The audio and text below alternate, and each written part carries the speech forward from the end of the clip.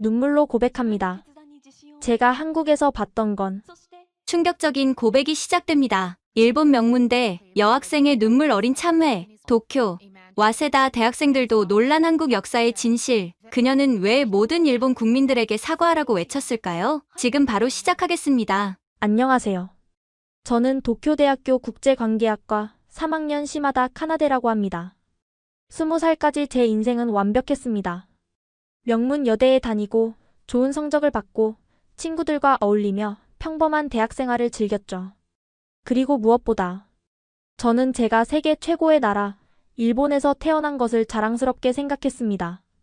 고등학교 역사 수업 시간, 우리는 메이지 유신 이후 일본의 눈부신 근대화와 발전, 그리고 아시아 국가들을 문명화시키기 위한 일본의 노력에 대해 배웠습니다.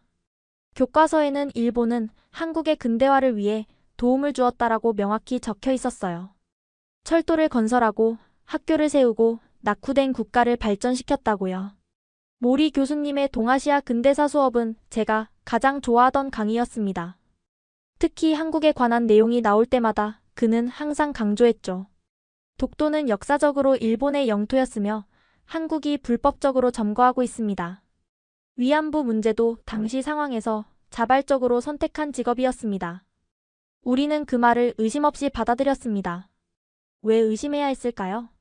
교과서에 쓰여 있고 교수님이 가르치는 내용인데요. 한국인들은 역사를 왜곡하고 감정적으로 대응합니다. 모리 교수님의 이 말이 가장 기억에 남아요. 그는 한일 관계가 개선되지 않는 이유가 한국의 반일 감정 때문이라고 설명하셨어요. 저는 고개를 끄덕이며 열심히 필기했습니다. 도쿄대학교 축제 때는 올바른 역사 인식 부스를 운영하기도 했어요. 독도가 일본 땅이라는 역사적 증거를 전시하고 한국의 반일 감정이 얼마나 비이성적인지를 보여주는 자료를 전시했죠. 심지어 저는 SNS에 왜 한국인들은 계속 과거에 집착하는 걸까? 라는 글을 올려 친구들의 많은 공감을 받기도 했습니다. 도쿄에 있는 한 한국 음식점에서 일했던 아르바이트 경험도 있어요. 저는 그곳에서 한국인 주인에게 독도는 일본 땅이죠? 라고 농담처럼 물어본 적도 있었습니다. 주인은 웃음으로 넘겼지만 지금 생각하면 얼마나 무례했는지 모르겠네요. 그런 제가 한국에 가게 될 줄은 꿈에도 몰랐습니다. 더군다나 그곳에서 제 인생이 완전히 뒤바뀔 거라는 사실은요. 시마다 카나데 이화여자대학교 교환학생 프로그램 최종 합격자로 선발되었습니다. 국제교류처에서 받은 이메일을 읽는 순간 제 얼굴에서 웃음기가 싹 사라졌습니다. 한국이라니요? 저는 분명 지원서에 최우선 희망국가로 미국의 컬럼비아 대학교, 두 번째로 영국 옥스퍼드, 세 번째로 프랑스 소르본 대학교를 적었습니다. 한국은 선택지에도 없었어요. 황급히 국제교류처로 달려갔습니다. 죄송합니다만 제가 한국을 지원한 적이 없는데요. 요시다 직원은 미안한 표정으로 컴퓨터 화면을 보여주었습니다. 카나데 양, 여기 지원서에 네 번째 희망으로 이화여자대학교라고 적혀 있어요. 상위 3개 대학은 모두 경쟁률이 너무 높았고 네 번째로 선택한 이화여대는 합격했네요. 축하해요. 저는 기억이 나지 않았습니다. 아마도 지원서 마감 직전에 급하게 작성하면서 혹시 모르니 아시아 대학도 하나 넣어둬야지라는 생각으로 무심코 적었던 것 같습니다. 여대생이다 보니 이화여대가 떠올랐던 거겠죠. 취소할 수는 없나요? 이미 이화여대의 학생 명단이 통보됐어요. 지금 취소하면 우리 학교와 이화여대의 교류 관계에 문제가 생길 수 있어요. 게다가 여성 국제교류 장학금도 받게 되어 있는데 저는 큰 한숨을 내쉬었습니다. 제가 받은 장학금은 학비와 생활비 전액을 지원하는 귀한 기회였습니다. 이걸 포기한다는 건 어리석은 일이었죠. 한 학기만 가면 되는 거죠? 그래, 4개월이면 끝나요. 금방 지나갈 거예요. 집에 돌아와 부모님께 이 소식을 전했을 때 어머니는 의외로 기뻐하셨습니다. 한국?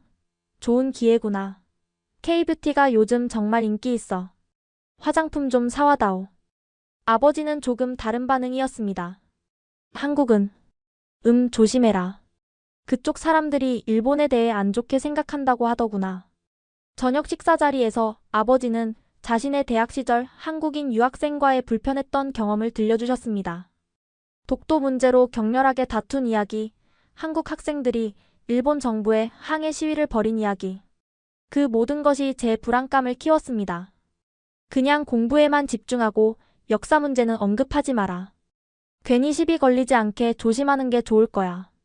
최소한의 접촉으로 조용히 학기를 마치자. 그렇게 마음먹고 있었지만 서울행 비행기 티켓을 예약하는 순간부터 이상하게도 가슴이 두근거렸습니다. 설렘인지 불안인지 구분할 수 없었지만 어쩐지 제 인생의 큰 전환점이 될 것 같은 예감이 들었습니다. 비행기에서 내리는 순간 제 가슴은 이상하게 쿵쾅거렸습니다. 인천국제공항. 일본과 불과 2시간 거리지만 저에게는 마치 다른 행성에 도착한 것 같은 기분이었습니다. 적국에 들어왔다. 그런 생각을 하자마자 스스로가 부끄러워졌습니다. 한국은 적국이 아니잖아요. 그냥 이웃나라일 뿐인데 그동안 제 머릿속에는 어떤 선입견이 자리 잡고 있었던 걸까요? 입국 심사대에 서서 기다리는 동안 저는 주변을 유심히 살펴봤습니다. 공항은 깨끗하고 현대적인 모습이었습니다. 사실 나리타 공항과 비교해도 전혀 뒤처지지 않았죠. 오히려 더 세련된 느낌마저 들었습니다. 여권 주세요. 한국어로 말하는 입국 심사관에게 여권을 건넸습니다. 그녀는 제 일본 여권을 보고 잠시 표정이 변했습니다. 라고 생각했는데 그냥 제 착각이었나 봅니다. 그녀는 미소를 지으며 영어로 물었습니다. 방문 목적이 뭔가요? 교환학생입니다. 이화여자대학교에서 한 학기 공부할 예정입니다. 그녀는 고개를 끄덕이더니 도장을 쿵 찍고 여권을 돌려주었습니다. 환영합니다. 좋은 시간 보내세요. 예상과 달리 아무런 적대감도 느껴지지 않았습니다. 오히려 친절했죠. 수화물을 찾아 출구로 향하면서 저는 공항에 붙어있는 한글 안내판들을 바라봤습니다. 이상하게 생긴 문자들. 하지만 그 아래에는 친절하게 영어와 일본어, 중국어 번역까지 붙어 있었습니다. 이화여대에서 보낸 환영팀 학생이 제 이름이 적힌 팻말을 들고 서 있었습니다. 김민지라는 학생이었습니다. 그녀는 밝은 표정으로 제게 다가왔습니다. 시마다 카나데시죠? 안녕하세요. 이화여대 국제교류 도우미 김민지입니다. 일본어로 인사할게요. 곤니치와. 그녀의 일본어 발음은 조금 어색했지만 노력하는 모습이 보였습니다. 제가 한국어를 전혀 모른다는 점을 고려해 영어로 대화를 이어갔습니다. 캠퍼스까지는 약 40분 정도 걸립니다. 피곤하시면 조무실 수도 있어요. 민지의 차를 타고 서울로 향했습니다. 창밖으로 보이는 도시의 모습은 제 상상과 완전히 달랐습니다. 높이 솟은 현대적인 빌딩들, 복잡하게 얽힌 고가도로, 깔끔한 거리. 마치 도쿄와 비슷하면서도 또 다른 느낌이었습니다. 서울이 생각보다 발전했네요. 그 말을 무심코 내뱉은 후에야 그것이 얼마나 신뢰가 될 수 있는지 깨달았습니다. 하지만 민지는 웃으며 대답했습니다. 많은 일본 분들이 그렇게 말씀하세요. 하지만 서울은 오랫동안 아시아의 주요 도시였어요. 다만 우리가 겪었던 역사적 어려움들이 있었죠. 그녀의 말에서 뭔가 복잡한 감정이 느껴졌지만 더 이상 그 주제를 파고들고 싶지 않았습니다. 저는 피곤한 척 눈을 감았고 이화여대 기숙사에 도착할 때까지 침묵을 지켰습니다. 캠퍼스에 들어서자 아름다운 건물들과 나무들이 눈에 들어왔습니다. 특히 메인 건물은 웅장하고 품격 있는 모습이었습니다. 한국의 대학이 이렇게 아름다울 줄이야. 하는 생각이 들었지만 그 마음을 숨기며 무표정하게 민지를 따라갔습니다. 기숙사의 짐을 풀고 난 다음 날 제 첫 수업이 시작되었습니다. 국제학부 소속이라 모든 강의는 영어로 진행되었죠. 첫 시간은 동아시아 근현대사였습니다. 솔직히 말하면 이 수업은 제가 가장 피하고 싶었던 과목이었습니다. 아버지의 조언이 생각났지만 전공 필수 과목이라 어쩔 수 없었죠. 박지원 교수님은 50대 중반의 단정한 모습이었습니다. 한국인이지만 미국 컬럼비아 대학에서 박사 학위를 받았다고 자신을 소개했습니다. 첫 수업은 19세기 말부터 20세기 초 동아시아 정세에 대한 개괄이었습니다. 오늘은 일본의 제국주의 팽창과 한반도 식민지화 과정에 대해 살펴보겠습니다. 교수님의 말에 저는 긴장했습니다. 일본 학생인 제가 이 자리에 있다는 걸 알고 있을까요? 그는 제게 특별한 시선을 주지 않았지만 가슴이 두근거렸습니다. 1876년 강화도 조약부터 시작된 일본의 조선 침탈은 단계적이고 계획적이었습니다. 메이지 유신 이후 서구 열강을 모방해 제국주의 노선을 택한 일본은 교수님의 설명은 제가 일본에서 배웠던 내용과 완전히 달랐습니다. 일본 교과서에서는 조선의 개항을 도왔다고 표현했던 강화도 조약이 여기서는 불평등 조약을 강제했다고 설명되었습니다. 프로젝터에는 당시 조선인들의 생활상을 보여주는 흑백 사진들이 떠올랐습니다. 일제 헌병에게 매를 맞는 조선인, 강제 노동에 끌려가는 사람들, 일본어 사용을 강요받는 학교 아이들. 이런 사진들은 일본 교과서에서 한 번도 본 적이 없었습니다. 카나다시, 혹시 일본 교과서에서는 이런 내용을 어떻게 다루나요? 갑작스러운 질문에 저는 당황했습니다. 강의실의 모든 학생들이 저를 바라보고 있었습니다. 일본의 식민 통치가 한국의 근대화에 도움이 되었다고 배웁니다. 교실이 순간 조용해졌습니다. 몇몇 한국 학생들의 얼굴에 불만스러운 표정이 스쳤지만 교수님은 차분하게 반응했습니다. 흥미롭군요. 그것이 바로 역사인식의 차이입니다. 같은 사건도 어떤 관점에서 보느냐에 따라 전혀 다르게 해석될 수 있죠. 교수님은 이어서 일본 학계의 식민지 근대화론과 그에 대한 비판을 설명했습니다. 그리고 일제강점기 한국인들의 실제 생활과 저항운동에 대한 구체적인 자료들을 보여주었습니다.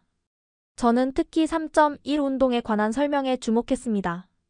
평화적인 만세 시위에 일본군이 총을 쏘고 칼을 휘두르는 장면의 사진들이 연달아 나왔습니다. 수업이 끝나고 교실을 나오는데 다리가 후들거렸습니다. 이건 단순한 관점 차이일까요? 아니면 제가 20년간 왜곡된 역사를 배워왔던 걸까요? 갑자기 머릿속이 복잡해졌습니다. 일본에서 배운 내용이 사실이라면 왜 이렇게 상세한 자료와 증언들이 여기 존재하는 걸까요? 복도에 서서 창밖을 내다보는데 박 교수님이 다가왔습니다. 카나다 양 첫 수업 어땠나요? 너무 당황스러웠다면 미안합니다. 아니요. 그냥 많이 다르네요. 제가 배운 것과는. 교수님은 미소를 지었습니다. 역사는 종종 승자의 시각에서 쓰여집니다. 하지만 진실은 항상 다양한 목소리를 통해 드러나죠. 다음 수업에서는 유관순 열사와 독립운동가들의 이야기를 다룰 예정이에요. 언제든 질문이 있으면 찾아오세요. 그날 저녁 기숙사 방에 돌아왔을 때 드디어 제 룸메이트를 제대로 만났습니다. 공항에서 저를 맞이해준 그 학생 김민지였습니다. 세상이 참 좁다고 느꼈습니다. 카나데 씨 어때요? 첫날 수업은 괜찮았어요? 민지는 책상에서 공부하다가 고개를 들더니 밝게 웃었습니다. 그녀의 친절함이 오히려 불편하게 느껴졌습니다. 아침의 충격적인 수업 내용과 그녀의 밝은 태도 사이에서 혼란스러웠습니다. 그녀는 정말로 일본인인 저를 싫어하지 않는 걸까요? 그냥 괜찮았어요. 어떤 수업 들으셨어요? 동아시아 근현대사. 민지의 표정이 잠시 굳어졌습니다. 그녀도 알고 있었을까요? 제가 그 수업에서 얼마나 불편했을지? 박지원 교수님 수업이군요. 조금 강경한 분이긴 하지만 학문적으로는 정말 뛰어나신 분이에요. 저는 대답 대신 고개만 끄덕였습니다. 침대에 앉아 가방에서 책을 꺼내며 대화를 피하려 했습니다. 저녁 먹었어요? 학생 식당 메뉴가 오늘 꽤 괜찮았는데. 아직이요. 나중에 혼자 먹을게요. 민지는 잠시 망설이더니 말했습니다. 괜찮다면 같이 먹을래요? 캠퍼스 근처에 맛있는 일본 라멘집이 있어요. 제가 자주 가는 곳인데. 일본 음식? 저는 놀라움을 감추지 못했습니다. 한국인이 일본 음식을 즐긴다고요? 일본 음식 좋아해요? 네, 특히 라멘. 작년에 도쿄 여행 갔을 때 이치란 라멘을 먹고 완전 팬이 됐어요. 서울에도 비슷한 맛집이 있거든요.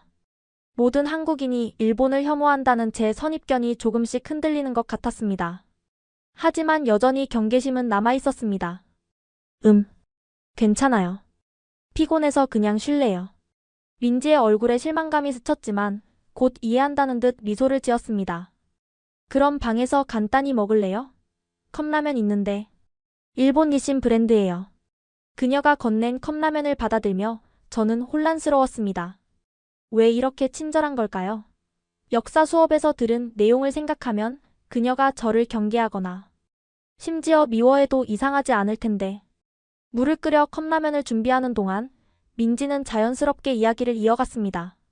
카나데 씨, 이번 주 토요일에 우리 동아리에서 서대문 형무소를 방문하는데 혹시 관심 있어요? 근현대사 수업 듣는다면 한번 가볼 만한 곳이에요. 서대문 형무소요?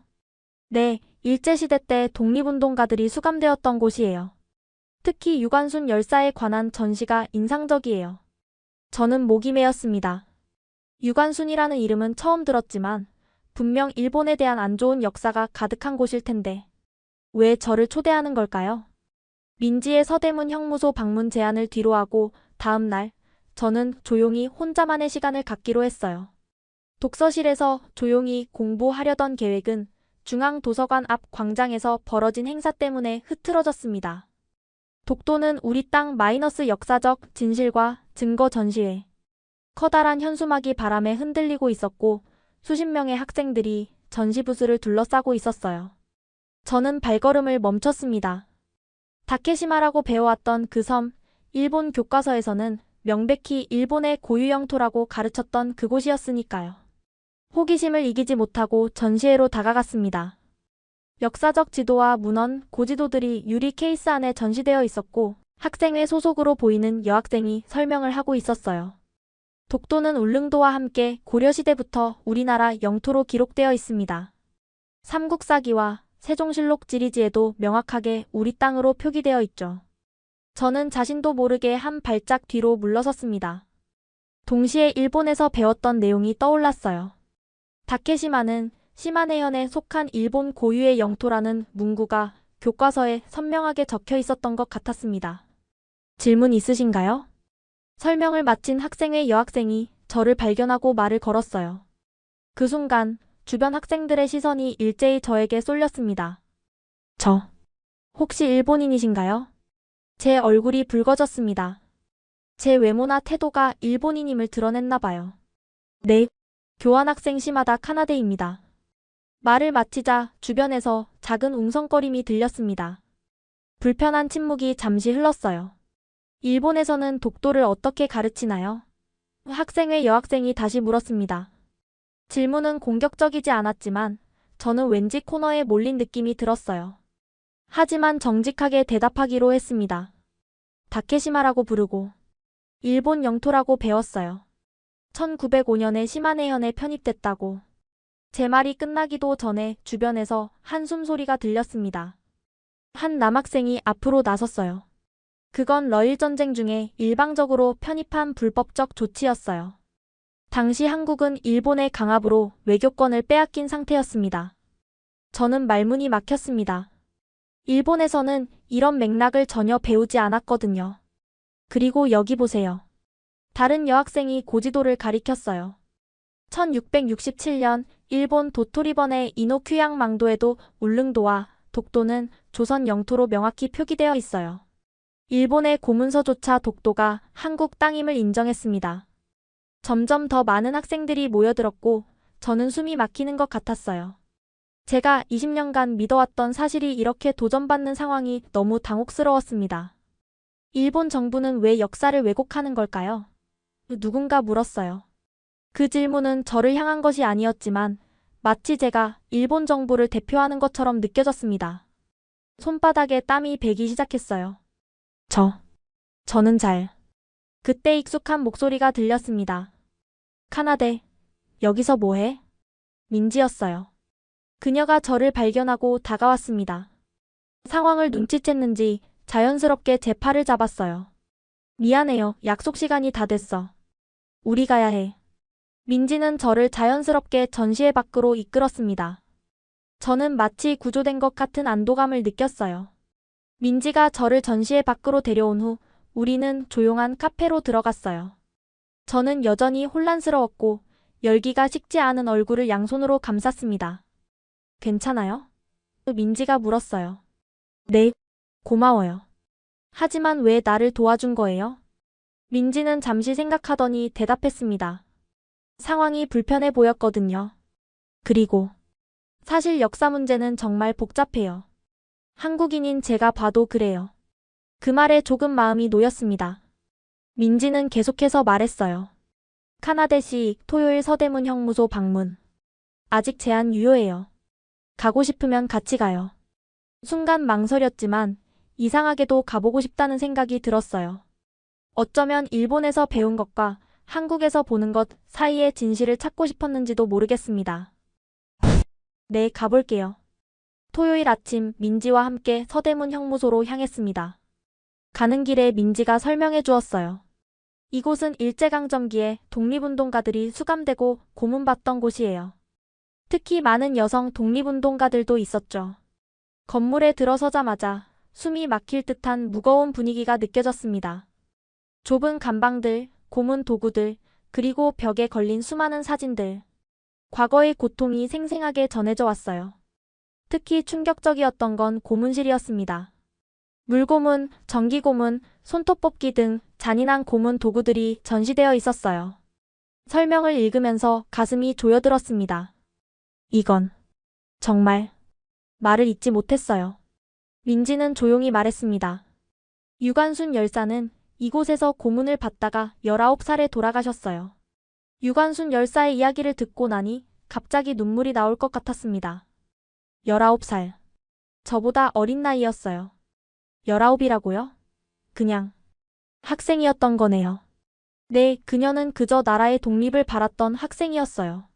전시실 한쪽에는 유관순 열사가 쓴 편지가 있었습니다. 나라를 위해 몸바치는 일, 이보다 더 영광스러운 일이 어디 있겠습니까? 그 글을 읽으면서 저도 모르게 떨리는 손으로 눈물을 닦았어요. 그날 본 것들은 일본 교과서에서는 한 줄도 나오지 않았던 내용이었습니다. 일제강점기는 식민지 근대화라는 단어로 포장되어 있었고 이런 잔혹한 행위들은 전혀 언급되지 않았어요. 형무소를 나오면서 뭔가 무거운 것이 제 가슴을 짓누르는 것 같았습니다. 민지는 말없이 제 옆을 걸었어요. 민지. 일본 교과서에는 이런 내용이 없어요. 전혀 배우지 않았어요.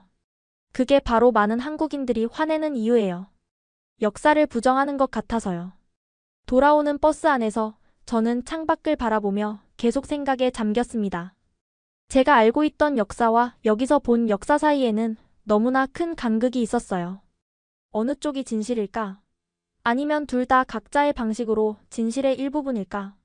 그날 밤 저는 처음으로 인터넷에서 위안부에 대해 검색했습니다. 일본 교과서에서 단 한 줄로 처리되었던 그 역사의 실체를 알고 싶었어요. 서대문 형무소 방문 이후 저는 밤마다 인터넷에서 한일 관계의 역사를 찾아보기 시작했어요. 위안부 강제징용, 문화재 약탈. 일본 교과서에서 배웠던 것과는 너무나 다른 내용들이 저를 혼란스럽게 했습니다. 그러던 어느 날 일본에서 할머니의 편지가 도착했어요. 할머니는 도쿄에서 멀리 떨어진 시골 마을에 사시는데 제가 어릴 때부터 가장 친했던 분이에요. 편지를 뜯자 할머니의 정갈한 필체가 눈에 들어왔습니다. 사랑하는 카나데에게 한국에서 잘 지내고 있니? 처음 가는 나라라 걱정이 많았을 텐데 내가 용기 있게 도전하는 모습이 자랑스럽구나.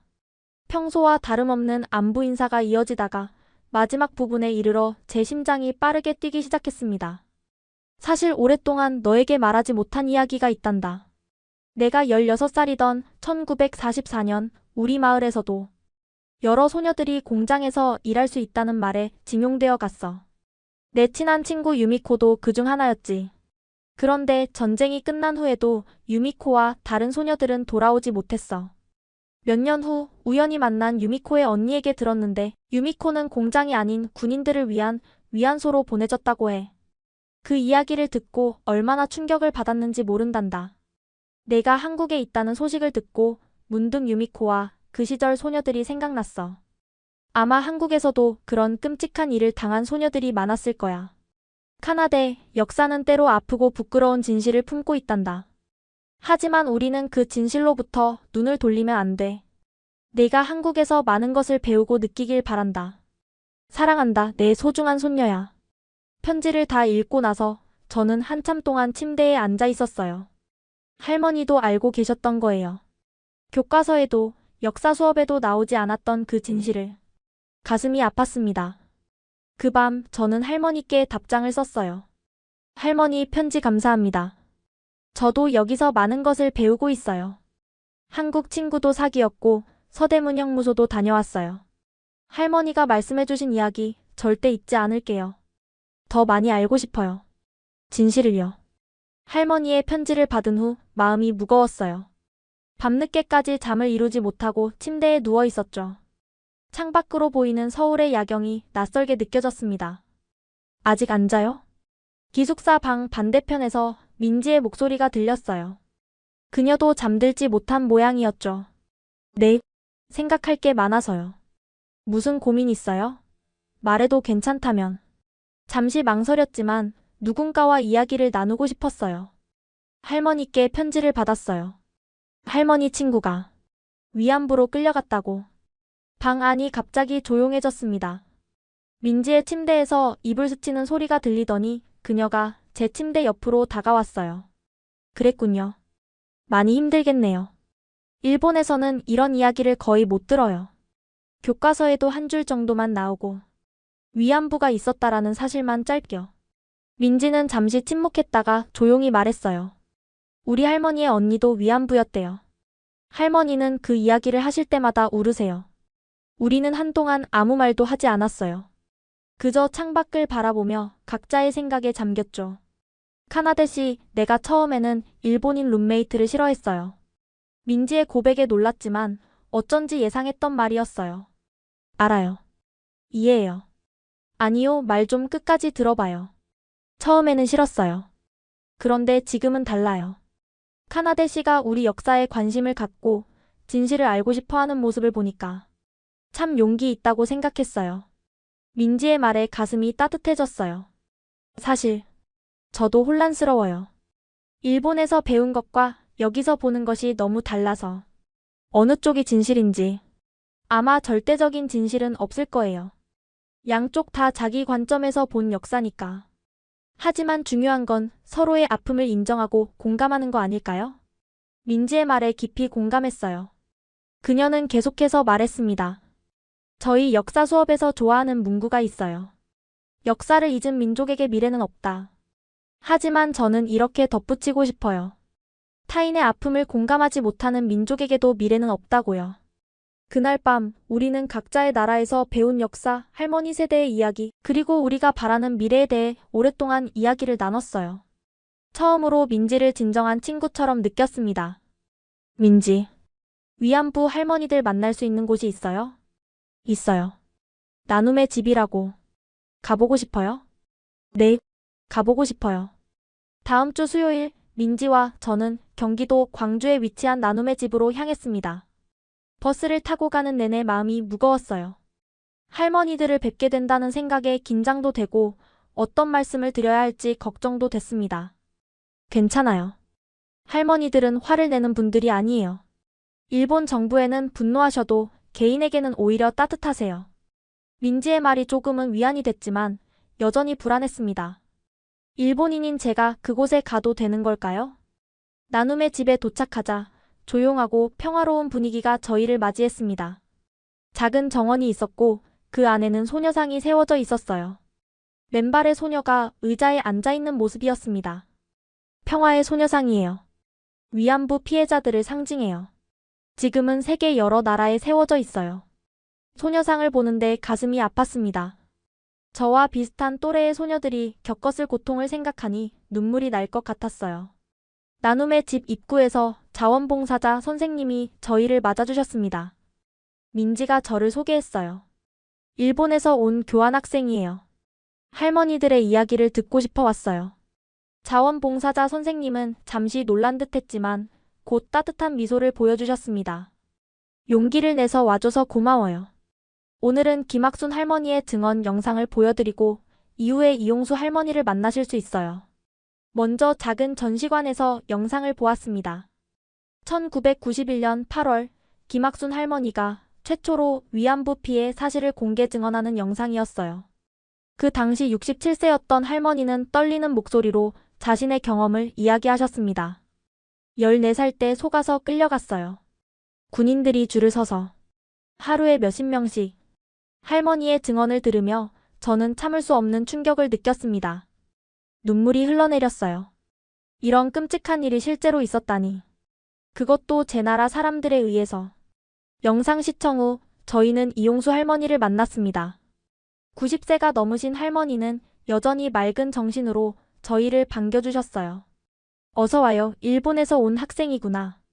할머니 앞에 앉았을 때 죄송하다는 말밖에 나오지 않았습니다. 할머니, 정말 죄송합니다. 할머니는 제 손을 따뜻하게 잡으셨습니다. 너는 사과할 필요 없어. 내가 한 일이 아니잖아. 하지만 진실을 알고 기억해주면 좋겠다. 이런 일이 다시는 일어나지 않도록. 할머니는 당신의 이야기를 들려주셨습니다.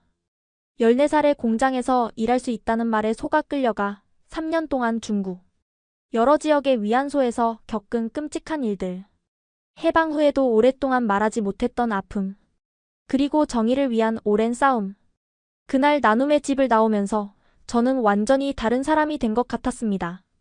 할머니의 손을 잡았던 감각이 아직도 제 손에 남아있는 것 같았어요. 민지, 내가 할 수 있는 일이 있을까? 있어요. 진실을 기억하고 알리는 거예요. 위안부 할머니들을 만난 후 저는 깊은 혼란에 빠졌어요. 일본에서 배웠던 역사와 한국에서 마주한 진실 사이의 간극이 너무 컸습니다. 마음속 질문들이 끊임없이 맴돌았어요. 수업이 끝난 후 용기를 내어 박지원 교수님을 찾아갔습니다. 교수님 연구실 문 앞에서 한참을 망설이다 조심스럽게 노크했어요. 들어오세요. 연구실은 책과 자료들로 가득했습니다. 벽면에는 역사적 사진들과 지도가 걸려 있었고 책상 위에는 논문들이 쌓여 있었어요. 아, 시마다 학생이군요. 무슨 일이죠?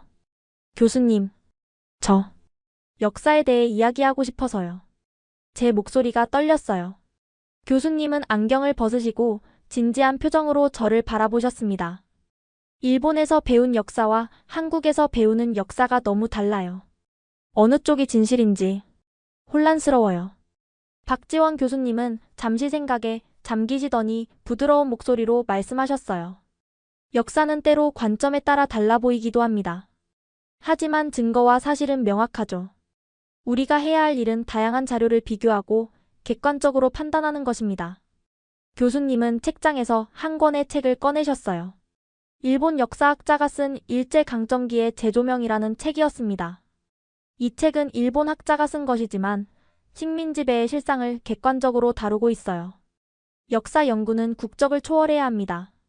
저는 조심스럽게 책을 받았어요. 교수님은 계속해서 말씀하셨습니다. 카나대 학생, 당신은 매우 용기 있는 일을 하고 있어요. 자신이 믿어왔던 것에 의문을 품고 진실을 찾아 나서는 것. 쉬운 일이 아니죠.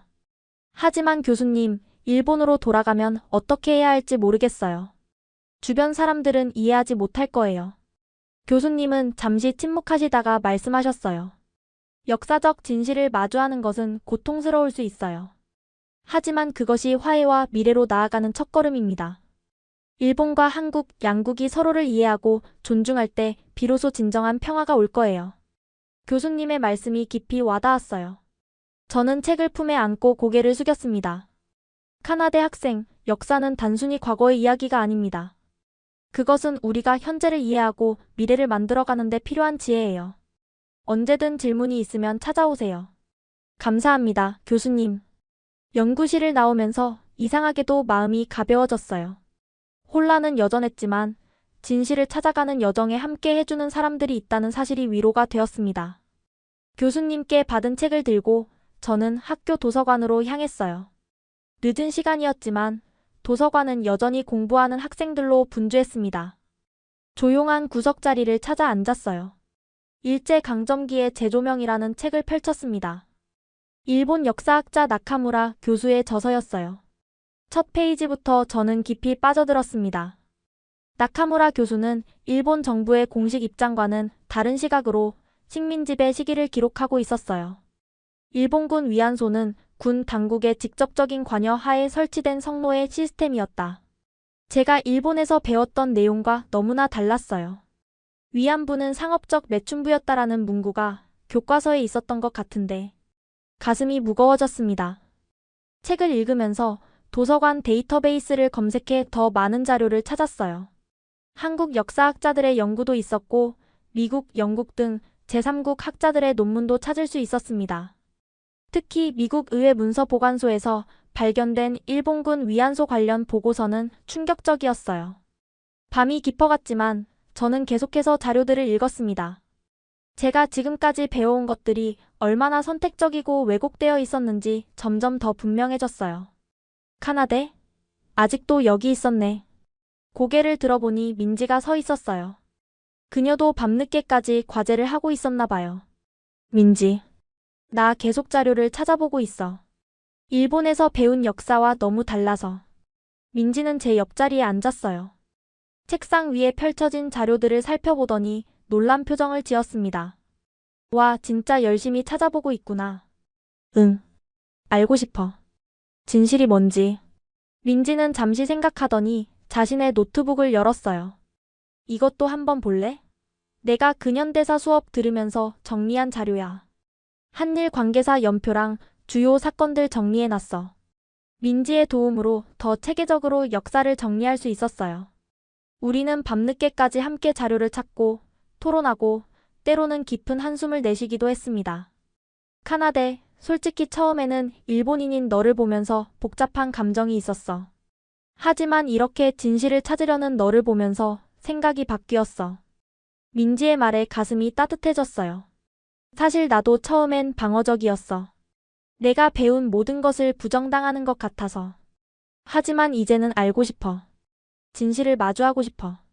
도서관 창밖으로 새벽이 밝아오고 있었어요. 밤새 자료를 찾고 읽으면서 제 마음속에도 새로운 인식이 밝아오고 있었습니다. 일본으로 돌아가면 무엇을 해야 할지, 이 진실을 어떻게 주변 사람들과 나누어야 할지 고민되었지만 한 가지는 확실했어요. 진실을 아는 것은 때로 고통스럽지만 그것이 화해와 미래를 위한 첫걸음이라는 것을. 도서관에서의 밤이 지나고 저는 깊이 고민한 끝에 소셜미디어에 짧은 글을 올렸어요. 한국에서 보고 느낀 것들, 위안부 할머니들을 만난 경험, 그리고 제가 일본에서 배웠던 역사와의 차이점에 대해 조심스럽게 적었습니다. 불과 몇 시간 만에 일본 친구들의 메시지가 쏟아지기 시작했어요. 카나데, 그게 무슨 소리야? 한국 사람들한테 세뇌당한 거 아니야? 위안부는 자발적으로 간 거라고 우리가 배웠잖아. 너까지 한국 편을 들어? 독도는 명백히 일본 영토인데 그런 글을 올리면 애국심이 없어 보여. 친구들의 반응은 제가 예상했던 것보다 훨씬 강경했습니다. 특히 대학 역사 동아리 친구 유키의 메시지가 가장 날카로웠어요. 카나데, 네가 그런 말을 하다니 정말 실망이야. 그동안 함께 공부해온 역사는 어디 갔어? 한국의 반일 선전에 넘어간 거야? 모두가 저를 비난하는 것 같았어요. 마치 제가 배신자가 된 기분이었습니다. 유키와는 영상통화까지 했는데 그녀는 거의 울먹이며 말했어요. 우리 할아버지는 전쟁 후 한국에서 많은 고초를 겪으셨대. 한국인들이 얼마나 일본인을 미워하는지 알아? 그런데 네가 그들 편을 들다니. 저는 제가 본 것, 들은 것, 그리고 조사한 것들을 설명하려 했지만 유키는 들으려 하지 않았어요. 증거가 있어, 유키. 일본 학자들도 인정하고 있어. 그런 자칭 학자들은 한국에 굴복한 거야. 진짜 일본인이라면 그런 말 안 해. 토론은 점점 감정적이 되어갔고 결국 유키는 통화를 끊어버렸습니다. 다른 친구들도 하나둘씩 저를 SNS에서 언팔로우하기 시작했어요. 한 달 전만 해도 친하게 지내던 친구들이었는데 갑자기 이렇게 멀어질 줄은 몰랐습니다. 마치 제가 다른 세계에 살게 된 것 같은 외로움이 밀려왔어요. 민지가 제 방에 들어와 말없이 어깨를 토닥여 주었습니다. 괜찮아. 진실을 말한다는 건 때로는 외로운 일이야. 그날 밤 저는 일기에 이렇게 적었어요. 진실을 알게 되면 다시는 그 전으로 돌아갈 수 없다. 아픔이 있지만 이것이 성장의 과정인 것 같다. 친구들과의 갈등은 아프고 힘들었지만 그 경험이 오히려 제 결심을 더 굳게 만들었어요. 학기말 발표 과제를 위해 한일 역사 인식의 차이와 화해의 가능성이라는 주제를 선택했습니다.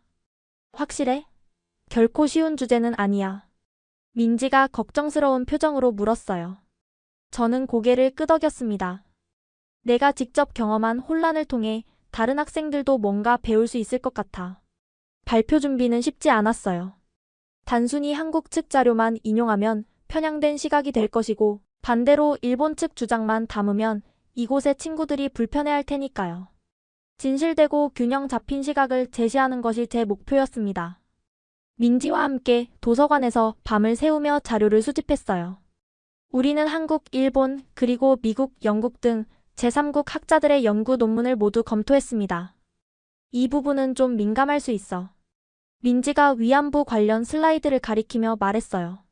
하지만 사실은 사실이야. 일본 정부의 공식 입장과 실제 역사적 증거 사이의 괴리를 보여줘야 해. 발표 자료를 만들면서 저는 최대한 감정적이 되지 않으려고 노력했어요. 사실과 자료를 바탕으로 양국이 역사를 어떻게 다르게 인식하고 있는지 분석했습니다. 특히 교과서 비교 부분에 공을 들였어요. 이게 내가 일본에서 배웠던 교과서야. 같은 역사적 사건에 대한 한국과 일본 교과서의 서술을 나란히 배치하니 그 차이가 더욱 명확해 보였습니다. 가장 놀라웠던 건 제3국 교과서와 비교했을 때 일본 교과서의 서술이 얼마나 선택적이고 축소되어 있는지를 확인한 것이었어요. 박지원 교수님도 발표 준비를 도와주셨습니다. 격주로 연구실을 찾아가 진행 상황을 보고하고 조언을 구했어요. 카나대 학생, 이 발표는 단순한 과제가 아니라 당신의 내적 여정이기도 합니다. 솔직하게 자신의 변화 과정도 포함시키는 것이 어떨까요? 교수님의 조언대로 저는 발표 마지막 부분에 제 개인적인 경험과 인식 변화 과정을 담기로 했어요. 처음 한국에 왔을 때의 선입견, 역사 수업과 서대문 형무소 방문에서 느낀 충격, 위안부 할머니를 만난 경험, 그리고 일본 친구들과의 갈등까지. 발표 연습을 할 때마다 가슴이 두근거렸어요. 이건 단순한 학점을 위한 발표가 아니었습니다. 제 자신의 정체성과 가치관에 관한 이야기였으니까요. 내일이 발표일이네. 민지가 마지막 리허설을 마친 후 말했어요. 긴장돼? 응, 많이. 한국 학생들 앞에서 일본인으로서 이런 이야기를 하는 게. 잘할 거야, 카나데. 내가 진심으로 준비했잖아. 그날 밤 발표 자료를 마지막으로 점검하면서 제 마음속에는 이상한 평화가 찾아왔어요. 어떤 결과가 나오든 저는 이제 진실을 마주할 준비가 되어 있었습니다. 발표 당일 아침 저는 평소보다 일찍 일어났습니다. 창문 밖으로 보이는 이화여대 캠퍼스는 여느 때와 다름없이 평화로웠지만 제 가슴은 마치 태풍이 몰아치는 것처럼 격렬하게 뛰고 있었어요. 잘 잤어? 민지가 부엌에서 토스트를 준비하며 물었습니다. 그녀는 발표 당일에 제게 든든한 아침을 먹이겠다며 일찍 일어났더군요. 응. 그냥 그랬어. 1시간마다 깼던 것 같아. 저는 식탁에 앉으며 떨리는 손으로 물 한 잔을 들었습니다. 오늘은 학기 전체를 통틀어 가장 중요한 날이었어요. 단순한 학점을 위한 발표가 아니라 제 자신의 변화와 성장을 모두에게 보여주는 순간이었으니까요. 긴장 풀어. 너는 충분히 준비했어. 그냥 연습한 대로만 하면 돼. 민지의 말이 위로가 되었지만 수업 시간이 다가올수록 불안감은 커져갔습니다. 거울 앞에서 옷매무새를 여러 번 고치고 발표 자료를 3번이나 확인했어요. USB를 가방에 넣었다가 다시 꺼내 확인하기를 반복했습니다. 강의실에 도착했을 때 이미 많은 학생들이 자리에 앉아 있었어요. 박지원 교수님은 앞자리에서 학생들의 출석을 확인하고 계셨습니다. 저는 민지 옆자리에 앉으며 깊게 숨을 들이마셨어요. 오늘 발표자는 시마다 카나대 학생입니다. 한일 역사 인식의 차이와 화해의 가능성이라는 주제로 발표해주겠습니다. 교수님의 소개에 학생들이 일제히 제게 시선을 돌렸어요. 그 순간 제 다리는 마치 젤리처럼 흔들렸습니다. 앞으로 나아가는 걸음마다 심장이 더 크게 뛰었어요.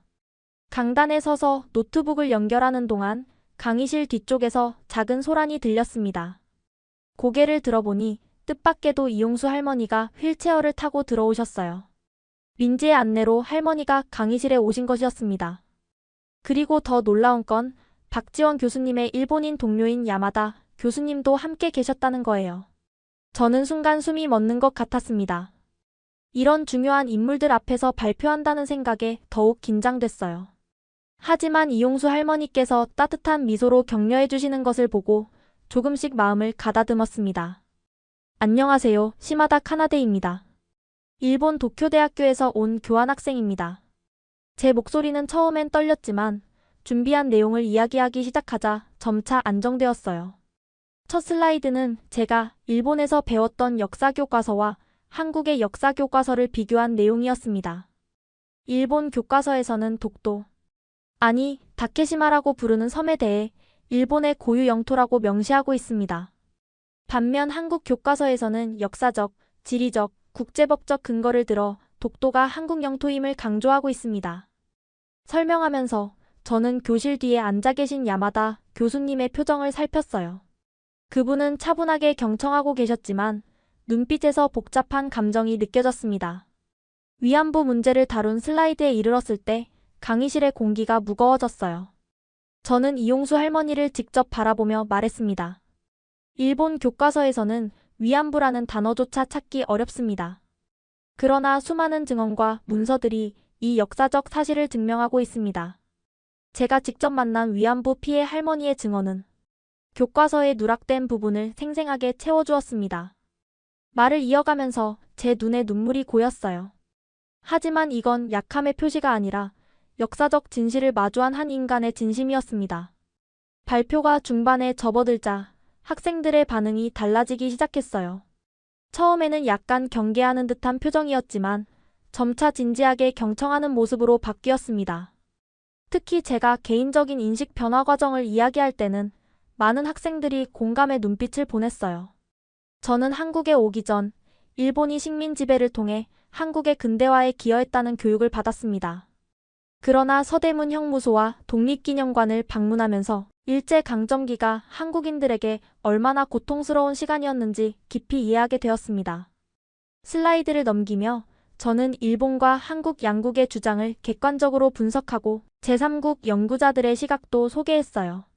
편향되지 않은 시각을 유지하려고 노력했지만 진실을 말하는 데는 주저하지 않았습니다. 역사는 승자에 의해 쓰이지만 역사 교육은 진실을 바탕으로 이루어져야 합니다. 부끄러운 과거를 숨기는 것이 아니라 그것을 인정하고 반성할 때 진정한 화해가 가능하다고 생각합니다. 발표를 마무리하며 저는 처음 계획하지 않았던 말을 덧붙였습니다. 저는 일본인으로서 역사적 진실을 왜곡하고 은폐한 것에 대해 깊이 사과드립니다. 개인적으로 앞으로 양국의 화해와 이해를 위해 노력하겠습니다. 발표가 끝났을 때 강의실에는 잠시 침묵이 흘렀습니다.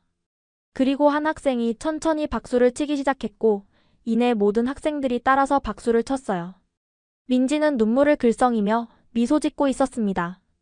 질의응답 시간에 다양한 질문이 쏟아졌어요. 예상대로 날카로운 비판도 있었습니다. 일본 정부가 역사적 진실을 인정하고 사과할 가능성이 있다고 정말 생각하나요? 이런 질문에도 저는 솔직하게 대답했습니다. 쉽지 않을 것입니다. 하지만 저와 같이 진실을 알게 된 일본 청년들이 늘어난다면 언젠가는 변화가 올 수 있다고 믿습니다. 가장 감동적인 순간은 이용수 할머니께서 손을 들어 말씀하셨을 때였어요. 카나대 학생, 너 같은 젊은이를 보니 우리의 이야기가 헛되지 않았구나 싶어. 고맙다. 할머니의 말씀에 강의실 전체가 숙연해졌고 저는 더 이상 감정을 억누르지 못하고 눈물을 흘렸습니다. 수업이 끝난 후 야마다 교수님이 다가와 말씀하셨어요. 카나대 학생, 용기 있는 발표였습니다.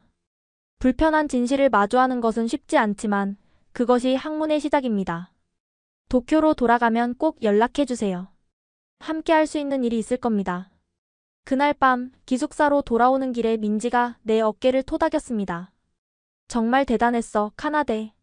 오늘 너는 진정한 다리를 놓았어. 저는 하늘을 올려다보며 생각했어요. 이제 저는 과거와 다른 사람이 되었습니다. 더 이상 교과서에 적힌 대로만 믿는 학생이 아니라 진실을 찾아 나서는 연구자로서의 첫걸음을 내디딘 것 같았습니다. 발표 이후 남은 한 달의 교환학생 기간은 믿을 수 없을 정도로 빨리 지나갔습니다. 학기 말 시험과 과제를 마치고 어느덧 짐을 싸는 날이 찾아왔어요. 정말 떠나는 거야? 민지가 침대 위에 놓인 제 캐리어를 바라보며 물었습니다. 그녀의 눈에는 이별의 아쉬움이 가득했어요. 응. 그동안 고마웠어, 민지야. 네가 없었다면 이런 변화를 경험하지 못했을 거야.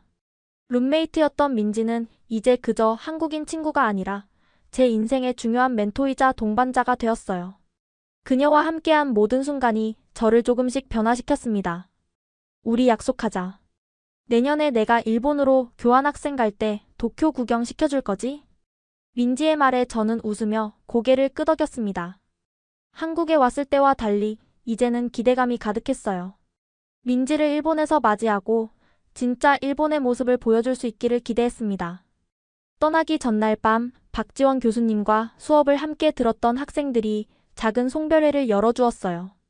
이화여대 근처 한식당에서 삼겹살과 소주를 마시며 지난 학기를 회상했습니다. 카나다에 처음 왔을 때랑 많이 달라졌어. 수업 동기 중 하나인 지은이가 말했어요. 그래? 어떻게? 처음엔 항상 방어적이었잖아. 그런데 이제는 더 열린 것 같아. 눈빛이 달라졌어. 그 말을 들으며 저는 제 자신이 얼마나 변했는지 다시 한번 실감했습니다. 한국에 올 때만 해도 일본인이라는 정체성에 강하게 사로잡혀 있었지만 이제는 단순한 국적을 넘어 보편적 인간으로서 역사와 진실을 바라볼 수 있게 되었어요. 인천공항으로 향하는 리무진 버스 안에서 창밖으로 지나가는 서울의 풍경을 바라봤습니다. 처음 이 도시에 도착했을 때는 모든 것이 낯설고 불편했는데 이제는 이상하게도 떠나기 아쉬운 마음이 컸어요. 다음에 오면 꼭 남산타워도 가봐야겠다. 스스로에게 약속하듯 중얼거렸습니다. 한국에서의 몇 개월은 역사 공부와 진실 탐구로 바빠서 정작 관광은 거의 하지 못했거든요. 공항에 도착해 수속을 마치고 출국장으로 향하는 길에 민지가 작은 선물 상자를 건넸습니다. 비행기에서 열어봐. 너무 한국적인 거라 일본 세관에서 막을지도 몰라. 그녀의 장난스러운 말에 웃었지만 곧 진지한 표정으로 바뀌었어요. 정말 고마워 민지야. 너는 내 인생에서 정말 중요한 친구가 됐어. 우리는 마지막으로 꼭 안았습니다. 그리고 출국장으로 향하는 제 발걸음은 묘하게도 처음 한국에 도착했을 때보다 더 무거웠어요.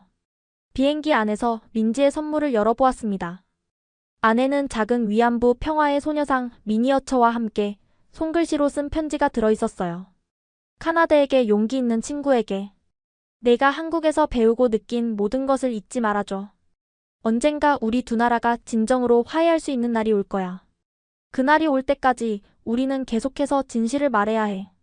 항상 응원할게. 마이너스 민지가 편지를 읽으며 눈물이 흘렀습니다. 손가방에서 손수건을 꺼내 눈물을 닦았어요. 그때 시선이 손수건 끝에 자수된 글자에 닿았습니다. 유관순 열사 기념관. 서대문 형무소를 방문했을 때 기념품으로 샀던 손수건이었어요. 잊지 않을게. 창밖으로 점점 멀어지는 한국 땅을 바라보며 마음속으로 다짐했습니다. 몇 시간 후 도쿄 하네다 공항에 도착했습니다. 출구로 나오자 부모님이 반갑게 손을 흔들고 계셨어요. 엄마는 제 모습을 보자마자 달려와 꼭 안아주셨습니다. 우리 딸 많이 컸구나. 아버지는 여전히 약간 어색한 표정이었지만 짐을 받아들며 조용히 말씀하셨어요. 한국 생활은 어땠니? 그 질문에 어떻게 대답해야 할지 잠시 고민했습니다. 3개월 전 같았으면 그저 별거 없었어요 라고 대충 넘겼을 텐데 이제는 달랐어요. 많은 것을 배웠어요, 아버지. 집에 가서 천천히 이야기해도 될까요? 집으로 돌아가는 차 안에서 엄마는 계속해서 한국에서의 생활에 대해 물어보셨고 저는 음식과 대학 생활에 대한 이야기로 대답했습니다. 하지만 역사인식에 대한 이야기는 아직 꺼내지 않았어요. 그건 더 깊은 대화가 필요한 주제였으니까요. 집에 도착해 제 방에 들어서자 모든 것이 그대로였지만 왠지 달라 보였습니다. 벽에 걸린 일본 전통 그림, 책장에 가지런히 정리된 역사 교과서들. 특히 책장 맨 윗칸에 있는 고등학교 역사 교과서가 눈에 들어왔어요. 조심스럽게 그 교과서를 꺼내 펼쳐보았습니다. 독도에 관한 부분, 위안부에 관한 짧은 언급 혹은 누락, 일제강점기를 식민통치라고 부드럽게 표현한 단어들. 이전에는 당연하게 받아들였던 내용들이 이제는 선명한 왜곡으로 보였어요. 이제 뭘 해야 하지? 침대에 앉아 생각에 잠겼습니다. 문득 유키와 다른 친구들이 떠올랐어요. SNS를 통해 갈등을 겪었던 친구들과 다시 만나면 어떻게 될까? 그들에게 제가 경험한 진실을 어떻게 전해야 할까? 그날 밤 할머니께 전화를 드렸습니다. 카나데, 한국에서 잘 지냈니? 네, 할머니. 정말 많은 것을 배웠어요. 할머니가 편지로 말씀해주신 이야기. 실제로 그런 할머니들을 만나고 왔어요. 전화기 너머로 잠시 침묵이 흘렀습니다. 그랬구나. 용기를 내줘서 고맙구나, 카나데. 할머니의 목소리에서 안도감이 느껴졌어요. 마치 오랫동안 감춰온 비밀의 짐을 조금이나마 내려놓은 듯한 목소리였습니다. 할머니, 제가 이 이야기를 다른 사람들에게도 알리고 싶어요. 괜찮을까요? 그래, 카나데. 지금이 바로 진실을 말할 때란다. 할머니 세대가 하지 못한 일을 너희 세대가 해야 해. 통화를 마치고 창밖을 바라보았습니다. 도쿄의 밤하늘은 서울의 그것과 다르지 않았어요. 같은 별들이 반짝이고 있었습니다. 내일부터는 새로운 도전이 시작될 것입니다.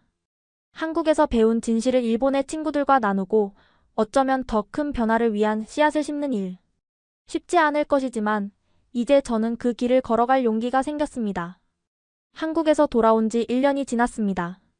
도쿄대학교 캠퍼스는 벚꽃이 만개한 아름다운 봄을 맞이하고 있었어요. 저는 국제관계학과 4학년 학생으로 졸업 논문을 준비하며 바쁜 나날을 보내고 있었습니다. 카나데, 프로젝터 준비됐어. 이제 시작해도 될 것 같아. 유키가 강의실 앞에서 손을 흔들었습니다. 그녀는 제가 한국에서 돌아온 후 처음에는 여전히 거리감을 두었지만 차츰 제 이야기에 귀를 기울이기 시작했어요. 그리고 지금은 한일 청년 역사 대화 모임의 공동 창립자가 되었습니다. 오늘 참가자가 몇 명이나 되지? 제가 물었어요. 30명 정도? 생각보다 훨씬 많아. 내 SNS 포스팅이 꽤 화제가 됐나 봐. 강의실 문이 열리고 학생들이 하나둘 들어오기 시작했습니다. 일본 학생들뿐만 아니라 한국에서 유학 온 학생들도 보였어요. 심지어 야마다 교수님의 소개로 몇몇 역사학과 교수님들도 참석하셨습니다. 안녕하세요, 여러분.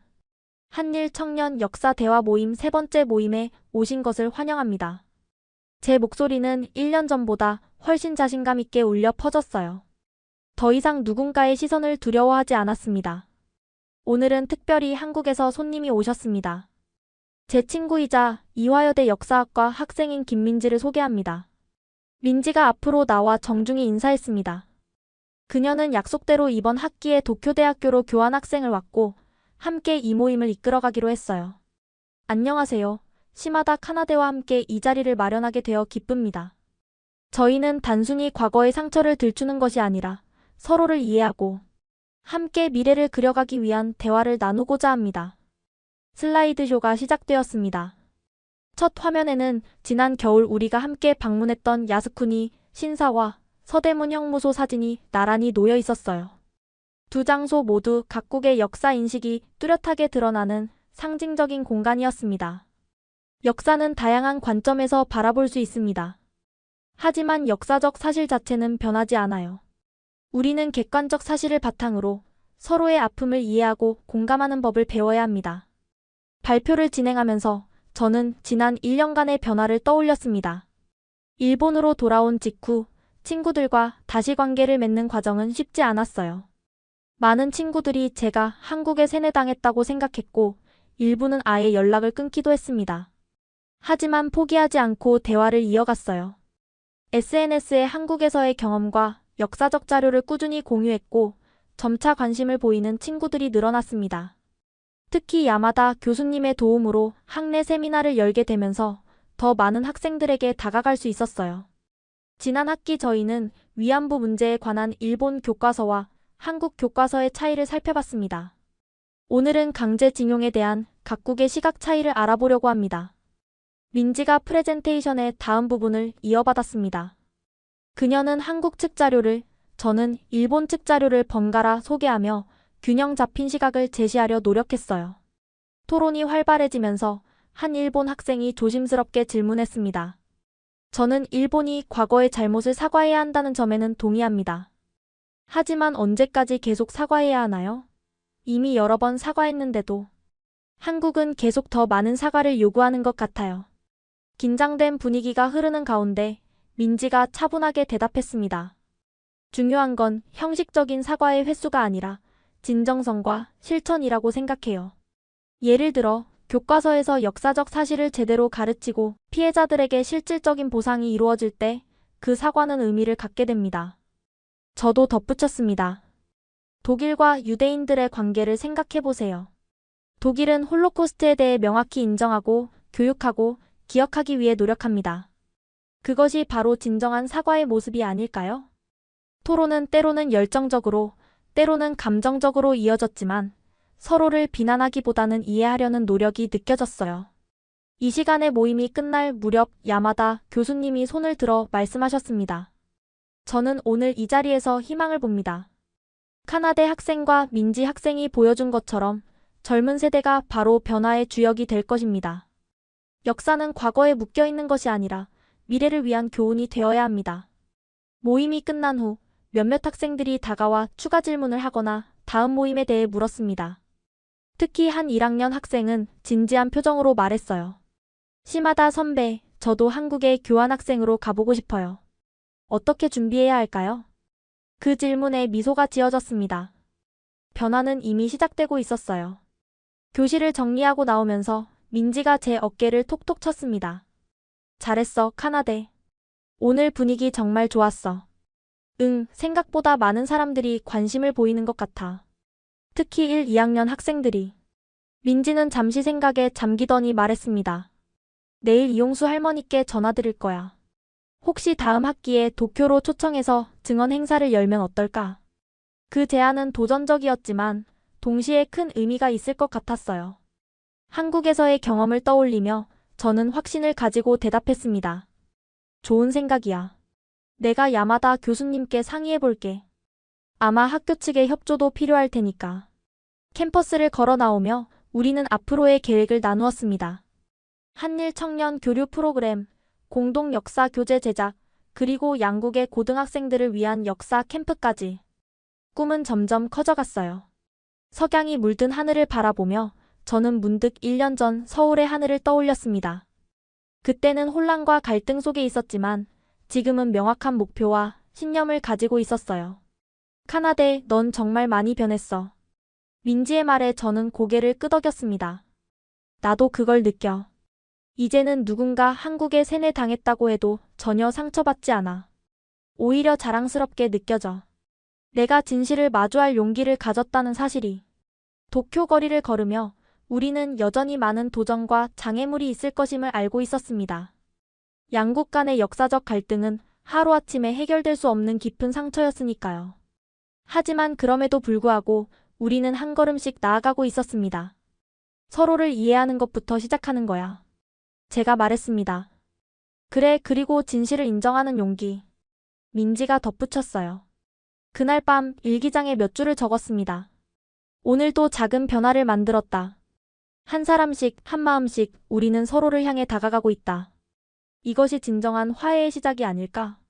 역사는 우리를 갈라놓을 수도 있지만 또한 우리를 연결해줄 수도 있다. 한국에서의 경험은 내 인생의 전환점이 되었다. 이제 나는 그 경험을 바탕으로 더 많은 사람들에게 다가가고 싶다. 진정한 화해를 꿈꾸며 오늘도 한 걸음 더 나아간다. 창밖으로 보이는 도쿄의 밤하늘에는 별들이 반짝이고 있었습니다. 같은 하늘 아래 서울에서도 누군가 이 별들을 바라보고 있을 거예요. 서로 다른 역사를 배웠지만 같은 미래를 꿈꾸는 우리들. 언젠가 진정한 화해의 날이 올 것이라고 믿으며 저는 내일을 위한 계획을 세우기 시작했습니다. 지금까지 시마다 카나데 씨의 사연이었습니다. 단순히 교환학생으로 한국에 왔다가 자신이 알던 역사와 마주한 진실 사이에서 갈등하며 성장한 한 일본 여대생의 이야기였습니다. 우리가 배우는 역사는 때로는 불완전할 수 있고 진실을 마주하는 것은 쉽지 않은 일입니다. 하지만 카나데 씨처럼 용기를 내어 편견을 넘어서면 진정한 이해와 화해의 길이 열릴 수 있다는 희망의 메시지를 전해주었습니다. 여러분도 인생에서 기존의 생각이 완전히 바뀌었던 순간이 있으셨나요? 그 경험이 여러분을 어떻게 변화시켰나요? 댓글로 여러분의 이야기를 나눠주세요. 다음 이야기도 기대해주세요. 좋아요와 구독 한 번씩 눌러주시면 더 좋은 감동 사연으로 찾아뵙겠습니다. 감사합니다. 지금까지 코리아 원더풀이었습니다. 감사합니다.